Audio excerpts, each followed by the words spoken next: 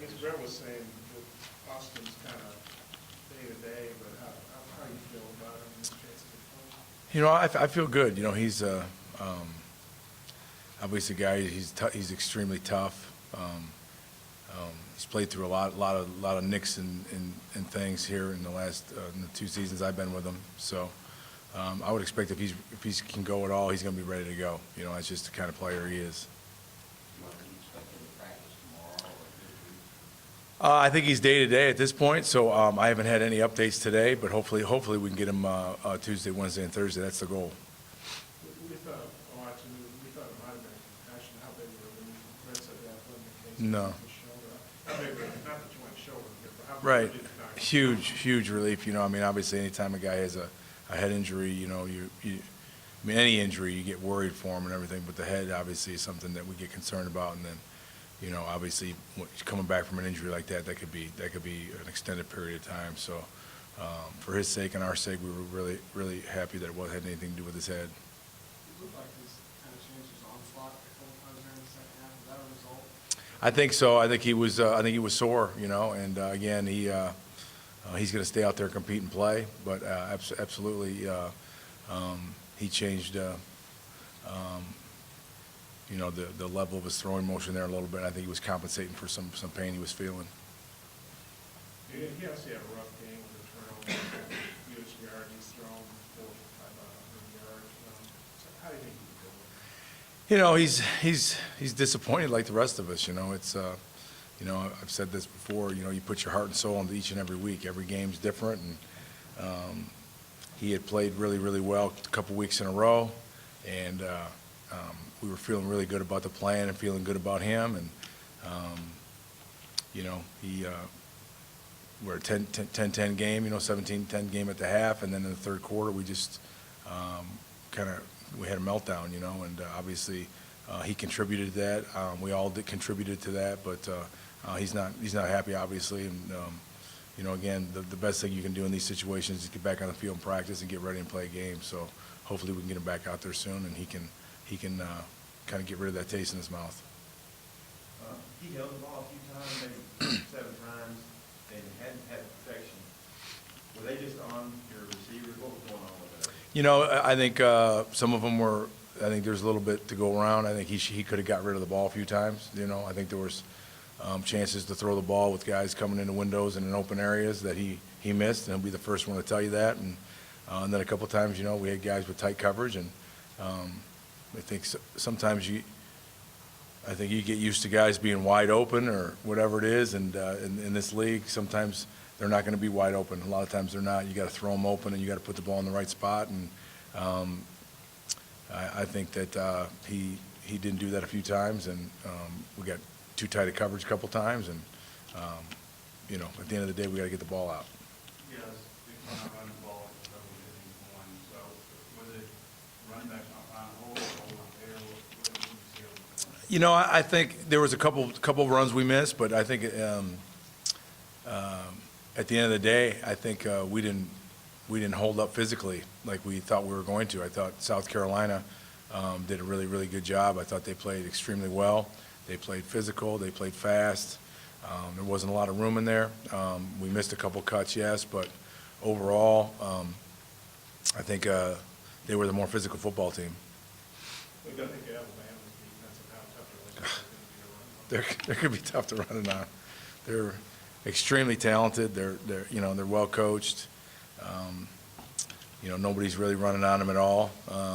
It's going to be a huge challenge, and we're going to have to get creative with some of the things we do with them.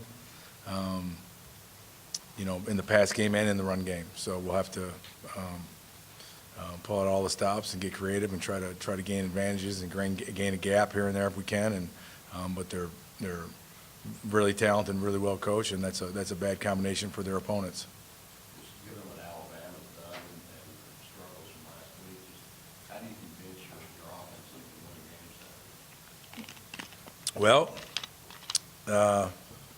if we don't believe we can win every week, I don't know if I want to coach them. You know, I can tell you that. I mean, I don't think there's anybody in this program that doesn't feel that we can't win every game we step into, and this is no different. I mean, When you're a competitor and you're an athlete, that really never crosses your mind. I mean, not anybody that I've ever coached has ever gone into a game thinking that they weren't going to win. So, you know, like I said, hopefully we got 100% guys on board with that. I know our coaches and the players I met with yesterday feel that way. And the turnovers, you worked on that, and you analyze those and that goes. Yeah, well, the first one was just a terrible play. You know, it was just bad. He was trying to make a play, throwing across his body late, things we don't do. We don't make a blind throw. We never throw the ball late over the middle, and he did both of those. Those are two of our rules that we have. And then the strip sack fumbles, we didn't pass a twist off. You know, pass protection 101, and then Cole's turnover at the end. He hitched on a throw. We're not supposed to hitch on that, so the ball was late. So if you hitch, you don't throw it. And he hitched, and again, that's a young guy making a big mistake. I was really disappointed to have him make that mistake because other than that, he played pretty flawless, you know, when he was in there. But young guy making a mistake. And then the second play of the game was just a guy trying to move the ball from one arm to the other. He can't do that. You got to catch it and secure it, and can't win the game. I mean, one of our keys to victory was no turnovers on the road, and obviously we didn't even come close to accomplishing that. So, it's addressed every day. We harp on turnovers in this program more than any program I've ever been in, and we'll continue to coach that way. Yeah, I want to go deeper on Cole. You said that was pretty much the only mistake he made. Can you evaluate what you saw from him in there? Yeah, he played outstanding.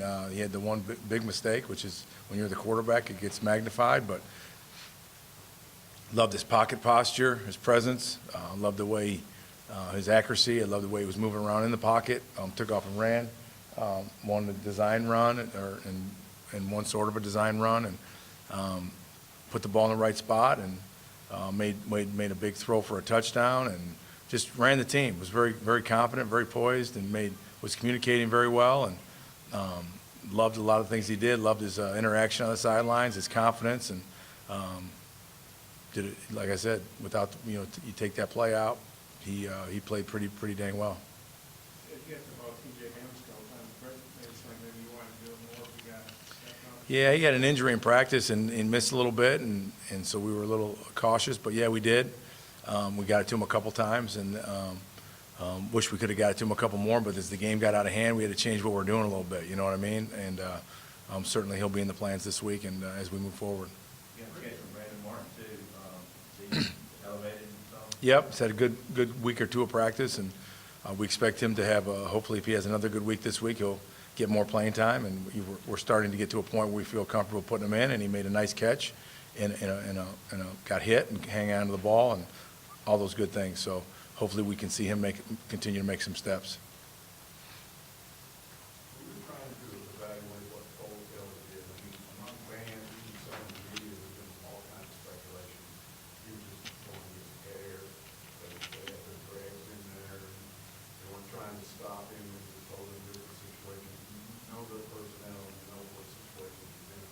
How would you evaluate his performance based on the fact that he's clearly not going up against the same guys that Austin faced maybe in the first half? Yeah, they still had some starters in there in the game during that time. They were still running their blitz packages. We saw several blitzes while he was in there, so it wasn't like they just gave up. I think that's totally inaccurate.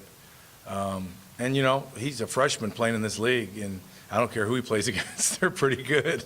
We don't get caught up like, well, that doesn't count because he's a second-string player. So we just evaluate him on what he did and how he did it, and obviously it wasn't in the first quarter.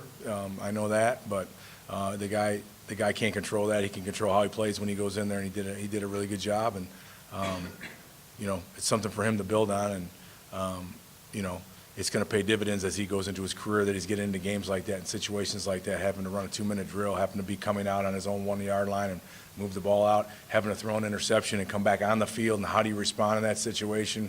All those things. You can't get those sitting in a meeting room. All those experiences, the pressure, the communication, the bouncing back, the adversity, those are all things that come from playing the game. So every rep that he gets, in my opinion, is an investment on his future. Well, the first half, when you guys had short yardage, you didn't put the ball into the scheme, but was that just something more about Carolina defensively, or No, we just, obviously, we don't want to become a team that just every time we're in short yardage, we get into one thing. We want to obviously stay balanced and stay multiple, and we're going to continue to use different personnel groupings in all those situations. Austin's taken quite a few hits over the past 2 years. At any point, do you think that's taken a toll on him mentally? I think, I can't speak for him, but I think for any quarterback, at a certain point, yeah, I think it does. I haven't seen that with Austin. I've seen a guy that's just courageous and tough and hangs in there. I mean, some of those hits are on him because he won't throw the ball away because he's trying to make a play all the time. And again, there's a fine line there as a quarterback coach of coaching that out of guys. You know what I mean? You don't want to take their competitiveness away and their ability to want to make every play last, but he does have to get smarter in the fact that when plays aren't there, he needs to diagnose that a little bit sooner, a tick or two sooner, and get the ball out of his hands and throw it away. And I think he can eliminate some of those hits he's taken. And from a personnel standpoint about Bama, I think a couple of linebackers have been hurt. Sean Hand got hurt. I don't know if they're coming back or what, but what do you see from their personnel? They're still very, very good. I mean, all the guys I see, even when earlier in the season when all those guys were healthy, their backups, these guys were all playing, and they play at a very high level. They've got a ton of depth. They've got pass rushers. They've got D tackles that play their gaps very, very well and don't get moved. They've got outstanding guys in the secondary. They're very well coached. They're very multiple in what they do in the coverages that they show you. So to me, there's not a lot of drop off. I know that Hand is an outstanding player, but they've got other ones too. I mean, 94's in there and 69, and there's a bunch of them. They're very, very talented. 33's been and 30's been very, very. Both those guys been very impressive, moving around.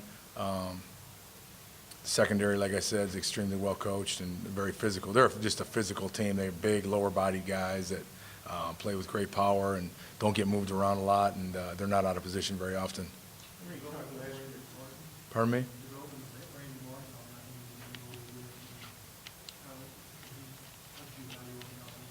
He played well when he was in there. He made a big catch in traffic, got hit. That was encouraging. He had a good week of practice, and hopefully this can springboard him ahead and get him some more time. He needs to have another good week this week, and then we'll go from there. The last one, talk about their DBs being kind of touchy, grabby. Are they physical? Yes, they're a very physical group. I mean, I think that's kind of one of their trademarks. I think Coach Saban and their defensive staff does a great job of, those guys don't give you, there's not a lot of free throws. You don't get a lot of free yards, if you will, with off coverages and things like that. You got to earn everything you get. They're tremendously physical. They're physical in the run game. They're physical on bubbles and wide receiver screens. And then obviously, when you're running routes, you got to do a good job of releasing and getting off not only off the line, but off of your second level releases too, off some of their nickel guys and things like that. They do a really good job. Thanks, everybody. Thanks.